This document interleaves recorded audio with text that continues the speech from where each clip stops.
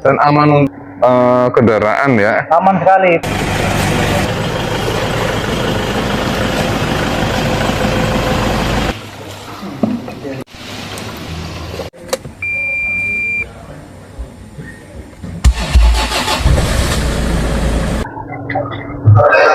Ya. Ya. Kalau untuk awal proses kita dari yang paling belakang situ. Oh, mulainya dari belakang. Ya.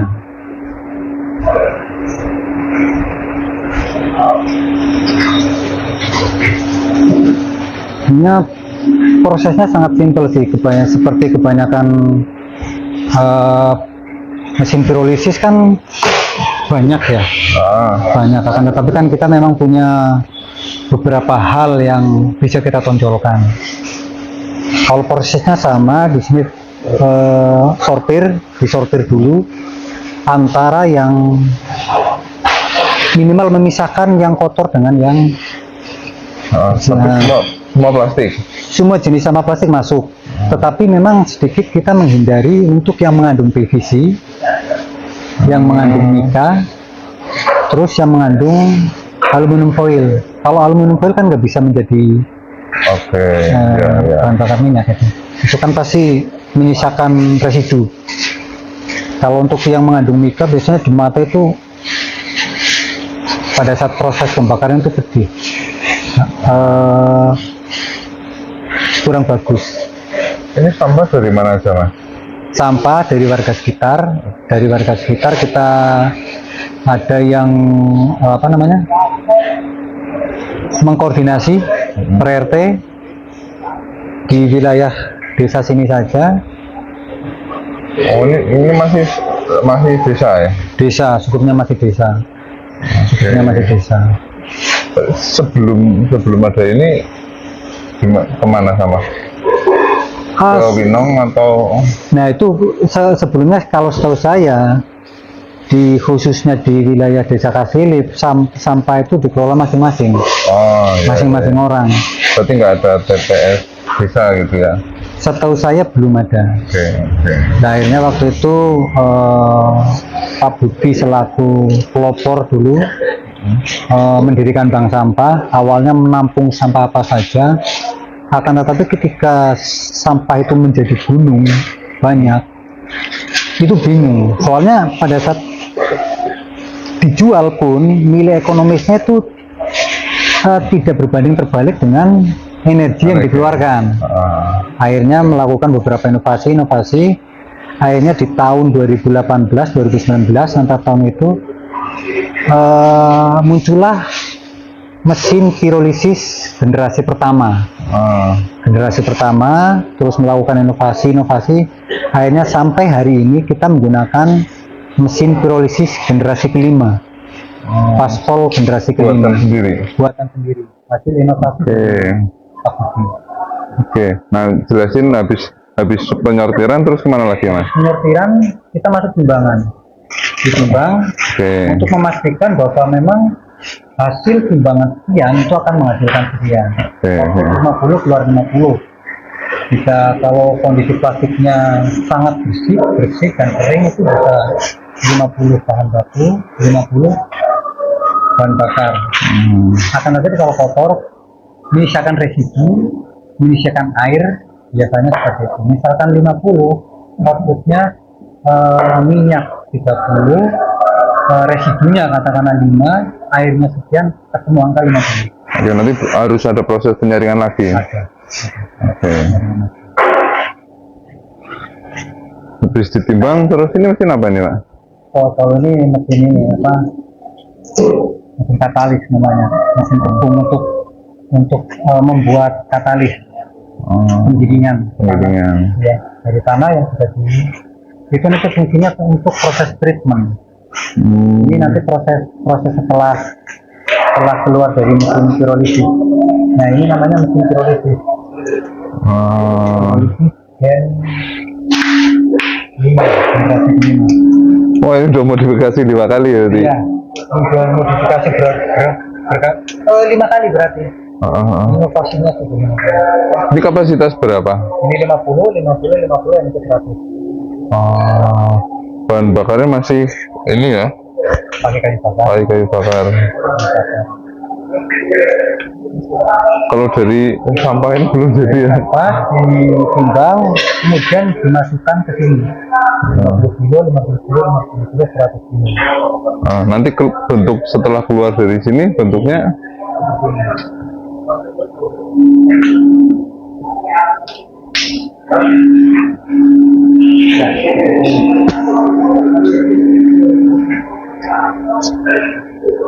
dari aja. Bahan bakar. Oh, udah langsung keluar itu. Sini, sini nih.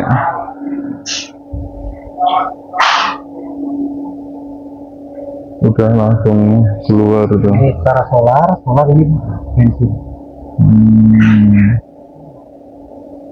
Solar ini bensin. Oke. Itu beda lagi. Sama. Kan kita ada hotel manual, kapan dibuka, kapan ditutup. Ini proses di dalam tabung ini ada proses apa? Pemanasan aja? Pemanasan. Ini kan tunggu. Jadi api itu tidak bersentuhan langsung dengan plastik. Proses pembakaran, proses destilasi jadinya. Destilasi. Kayak penyulingan. Ya, penyulingan. Terus nanti ini udah bentuk saringan-saringannya ya? Betul. Oke. Masih ini ya, apa namanya, bahan bakarnya masih kayu ya? Jadi soalnya kalau menggunakan katakanlah LPG misalnya ya, itu secara ekonomis nggak ngejar. Nggak masuk ya?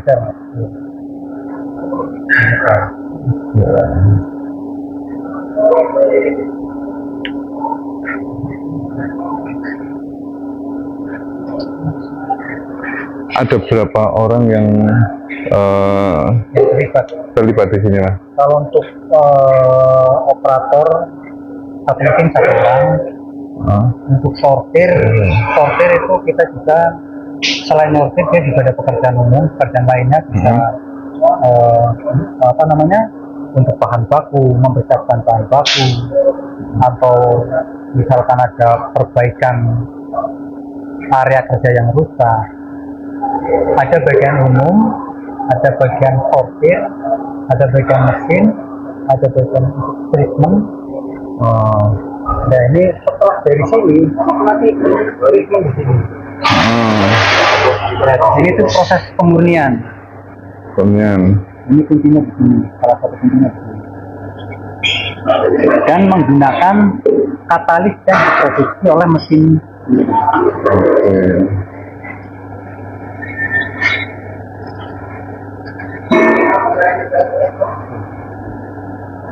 Inilah petasol yang memang sudah diuji performa sama di komposisi sama lemigas dan sabar green, dan sudah lulus uji emisi, sudah sesuai dengan yang sudah dilakukan oleh pemerintah, sehingga layak pakai untuk kendaraan. Nah, keunggulan dari petasol nih, Mas? Keunggulan dari petasol dibandingkan misalkan solar biasa. Kalau dibandingkan dengan solar biasa, untuk yang itu kan produk Pertamina ya.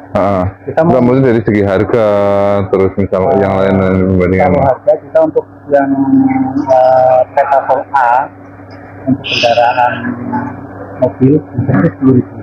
Untuk para petani, untuk khususnya untuk alat pertanian gitu. Pertanian itu 1.500 sampai 8.500. Karena kan kita kan memang belum dipasarkan secara umum, karena kita terkendala regulasi.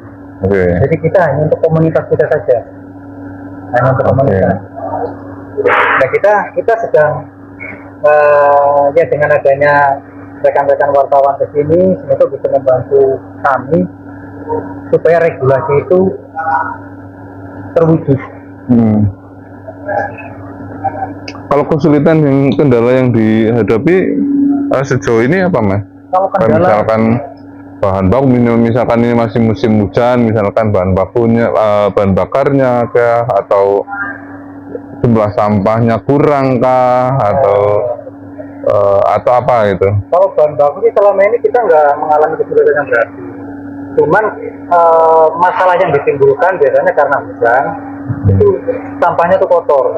Jadi Ya, ketika proses pirolisis itu kadar airnya itu tinggi. tinggi. Nah, ini dari apa namanya, teman dari TV itu satelit TV, terus jadi hanya CMNC. Kita ngobrol-ngobrol dulu nih. Nah, sambil ngambil gambar apa Pak? Ya. Sambil ngambil gambar, ngambil prosesnya karena ini kok sampai jam 4. sama jam 4. Nanti wawancara belakangan nggak apa-apa, ngobrol-ngobrol, ambil gambar dulu.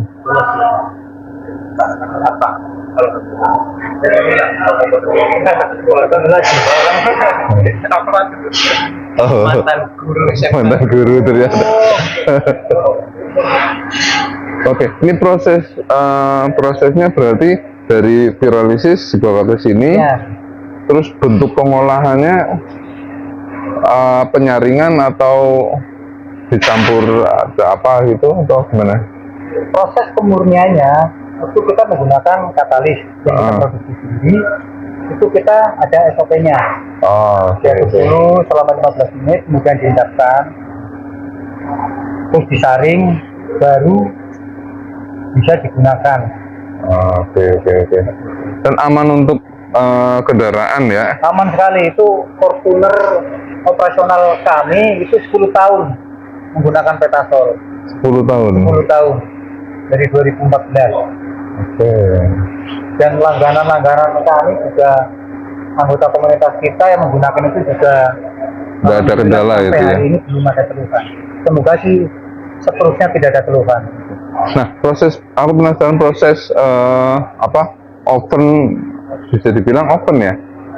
Ya. Penyaringan destilasinya. Iya. Itu berapa lama itu untuk kapasitas yang 100 kilo? Kalau bahan bakunya bagus ya itu kan balik lagi ke bahan baku.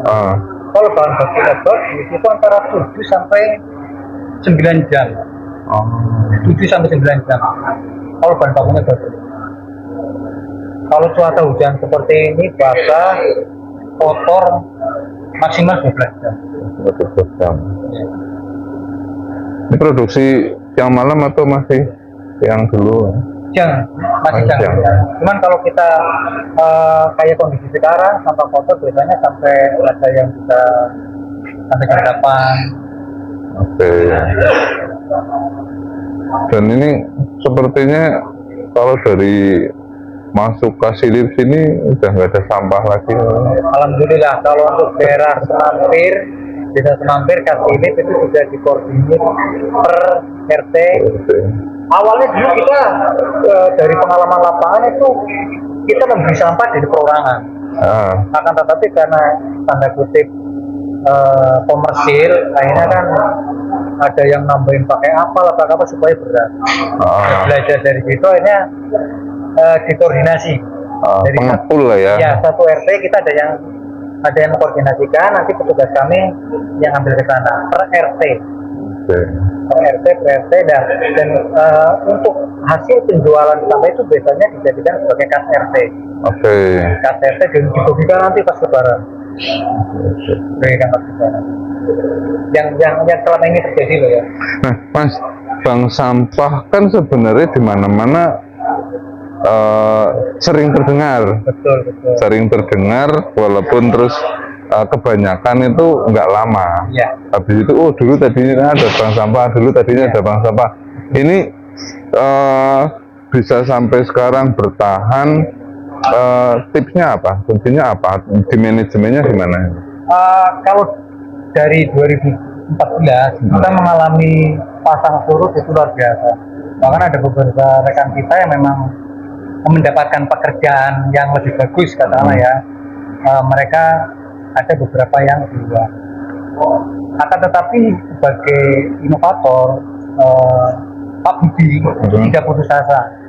Bagaimana caranya supaya sampah ini bisa menghasilkan nilai ekonomis yang lebih, sehingga bisa memberikan pemasukan untuk minimal untuk bisa menghidupi anak atau keluarga dari rekan-rekan penggiat sampah yang mau membantu kami di sini. Akhirnya maka dari proses perjalanan itu ketemulah hidrolisis dari generasi 1 sampai dengan generasi 5 yang hasilnya bisa menjadi nilai ekonomis yang sangat lumayan. Oke. Dan ini untuk SOP udah kayak misalnya itu udah. SOP kita udah komplit. Ada APAR, ada seragam itu SOP yang operasional mesin kita juga ada, soalnya kalau itu tidak distandarkan kebanyakan orang itu diarahkan juga. Paling tidak kalau kita menyampaikan secara lisan tentang standar operasional begini untuk ditambah ditempelkan di per mesin, paling tidak sebagai pengingat untuk mengingatkan terus. Takutnya mereka lagi ada punya masalah keluarga, punya utang dan sebagainya, nanti nggak mau berdasarkan SOP kan? Iya, seperti itu. Iya. Hah? Di sana aku ngobrol. Oke.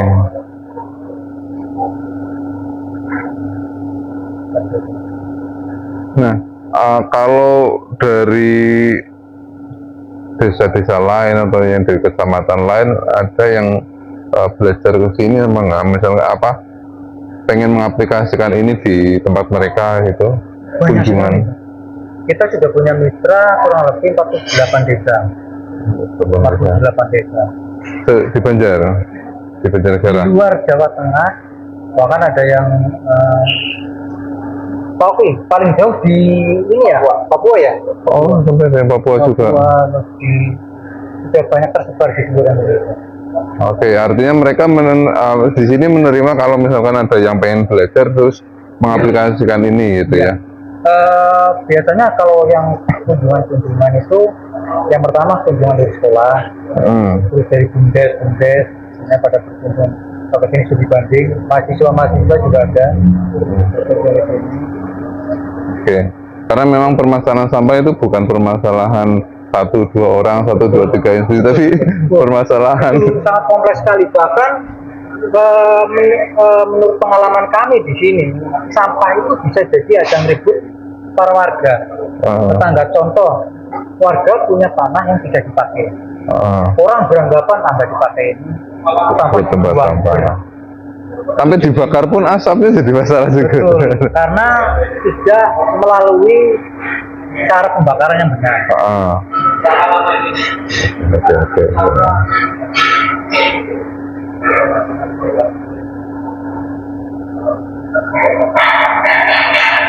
Kapasitas produksi sejauh ini dalam 1 minggu atau 1 bulan itu sampai berapa kintal atau berapa ton? Kalau per hari rata-rata kita 200 kilo. Sehari 200 kilo.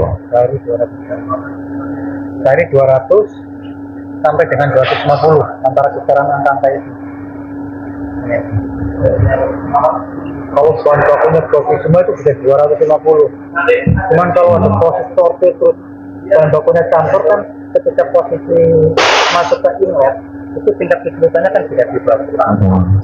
Pas masuk ke inlet itu. Ini pas lagi udah masuk semua ya, nggak ada yang proses masukin lagi ya?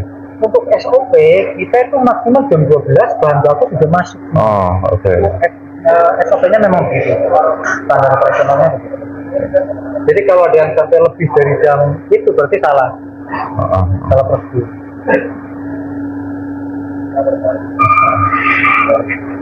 Nah, kalau Pak Budi ini memang backgroundnya aktivis lingkungan atau aktivis lingkungan? Dia aktif di desa, aktif di kesehatan desa, terus juga memang kepengen intinya risau dengan permasalahan sampah. Berawal dari sampah di sekitar rumah kita pada minggu ini. Memang permasalahan sampah kan tidak ada matinya selama masih ada orang yang takut datang. Iya, benar. Tapi fokusnya sampah plastik ya. Kalau untuk sampah organik sini belum ya? Belum. Itu mungkin bisa Aktivis yang lain dulu bisa. yang lain dulu atau mungkin bisa Karena project mungkin bisa. Karena kalau yang organik kan ibaratnya diamkan aja juga membusuk jadi humus gitu. Kalau sama plastik kan mau ratusan tahun juga nggak bakalan. Kalau dibiarkan terurai sendiri itu cuma ratusan tahun. Puluhan sampai ratusan. Dan kalau untuk di kampung-kampung itu kerasa sekali mas. Kalau ada orang buang sampah plastik di kebun yang tadinya tanah itu subur, pelan tapi pasti. Lama-lama dulu saya ada pohon itu, terus di sini punya, lama-lama punya mati, nggak berbuang.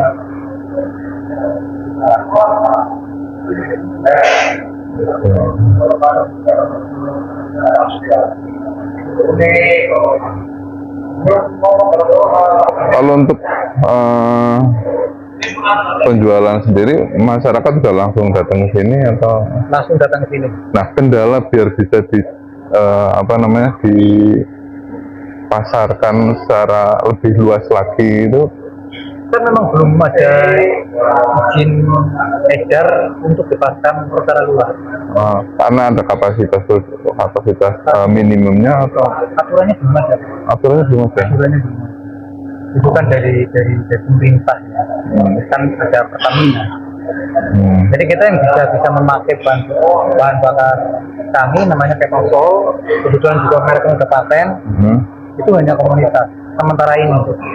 Makanya kita lagi dibantu Green, Badan Riset Inovasi untuk membuat regulasi itu. Minimal bisa kita pasarkan secara bebas di tingkat kabupaten lah. Oke. Dan biar nggak kesannya ilegal gitu ya. Iya. Seperti itu. Kan regulasi itu belum ada karena memang sebelumnya memang belum pernah ada yang bikin. Memang belum ada. Sebelumnya Oke. memang belum ada. Dan satu-satunya bahan bakar alternatif yang sudah lulus uji lab dari Lemika, dari Badan Riset Inovasi, ya kita. Tapi ya itu tadi ketika mau dipasarkan secara massal, regulasinya belum. Kalau pemerintah belanja negara sangat mensupport dari Bapak Wid, Bang itu sangat mensupport sekali. Itu bisa untuk jangka panjang pengembangan lebih masif lagi gitu. Barangkali setiap ya minim satu kecamatan satu dulu lah. Arah kita ke sana. Besok juga banyak nanti juga itu Purworejo juga pasang, terus Semarang daerah pesisir sama dekat pesantren pasang. Tapi ini pendampingannya yang jelas ya karena barangkali udah beli alatnya terus 1 kali 2 kali ikut pelatihan, habis itu dapat pekerjaan yang lebih bagus, kabur, nggak ada yang mengelola lagi, akhirnya mangkrak. Kasus yang seperti itu saya sih belum dengar ya, tetapi kalau dari kami itu pendampingan sampai dengan si operator itu bisa. Pendampingan sampai si operator itu bisa. Sampai bisa menguasai. Kalaupun kadang-kadang kan ada yang bisa, ternyata ada kendala lagi, kita 24 jam bisa terima telepon. Dengan kata lain, ya masa malam-malam jam 1 sebenarnya begitu. Mungkin bisa biasa besok kita respon. Ya. Ini sebenarnya untuk snacks ini harus ketemu sama Pak Budi ini, harus ngobrol panjang latar belakang prosesnya, kesulitannya kan pasti ada, itu kan menarik sekali ini bakal jadi inspirasi banget ini. Ya soalnya memang yang dibutuhkan berarti memang inovatornya ini ya. Kedepannya ini untuk nextnya. Untuk nextnya ini target kita itu ketemu nyari Pak Budi. pas kebetulan. Emang beliau nggak mengatakan ya kalau hari ini ada? Enggak, di kantor selalu ada orang gitu. Oh iya. Kalau beliau pas bisa pasti akan dijawab ya. Nanti begitu. Latar belakang beliau padahal cuma STM loh. STM. STM. Cuman keingintahuannya tentang suatu hal itu sangat tinggi. Oke. Bahkan hal pertama yang ditekuni dulu itu perangkat lunak. Oh, Itu malah programmer. software ya? Iya. Termasuk bagian dari cyber community Polres Banjarnegara. Oke. Di sini dengan terus mungkin belajarnya kan kalau sekarang kan belajar kan gampang tuh dari YouTube dari mana inovasi akhirnya ketemulah mesin pirolisis generasi kelima. Ini sudah mengalami 5 kali perubahan. Dan sudah dipatenkan ya? Iya, sudah dipatenkan. Prosesnya pun sudah dipatenkan. Oke. Karena hak intelektual, hak cipta kan Betul. dengan era zaman sekarang kalau nggak dipatenkan kan bisa repot gitu. Petafor pun sudah dipatenkan namanya petafor. Oke. Kalau kita memakai istilah bahan bakar secara solar, itu kan termasuk dulu PJ Gubernur kalau tidak salah mengatakan secara solar kan hanya direvisi. Oh. Ya, karena kan itu kan ada kaitannya dengan brand lain. Oke. Tidak diperbolehkan. Oke, Pak Sabar, Oke. terima kasih atas waktunya dan penjelasannya. Nanti kita tetap next datang lagi ke sini karena ini sangat menginspirasi, terus sangat memberi manfaat untuk masyarakat. Terus nanti kita targetkan, kita kejar ini Pak Budi, Siap. biar bisa bercerita, berbagi gagasan, berbagi inspirasi. Ya. Oke, assalamualaikum warahmatullahi wabarakatuh.